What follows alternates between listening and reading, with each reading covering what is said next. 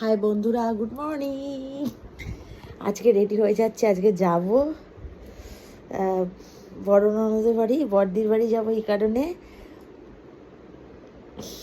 বিকির ছেলের জন্য এখন নতুন বাজারে যাব থালা গ্লাস বাটি কিনতে। আজকে দিনটা ভালো আছে, তাই ওর মুখে প্রসাদ দেওয়া হবে, ওর মামা দাদু দেবে, মানে আমার বর। আর আমি এখন নানপুরি খেলাম। আমি আর সোনু স্নান করে রেডি হয়ে গেছে। ওর খুব তাড়াতাড়ি এইগুলোতে, খুব তাড়াতাড়ি।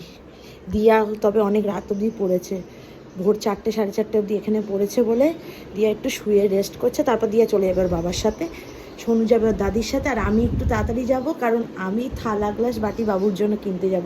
কিনে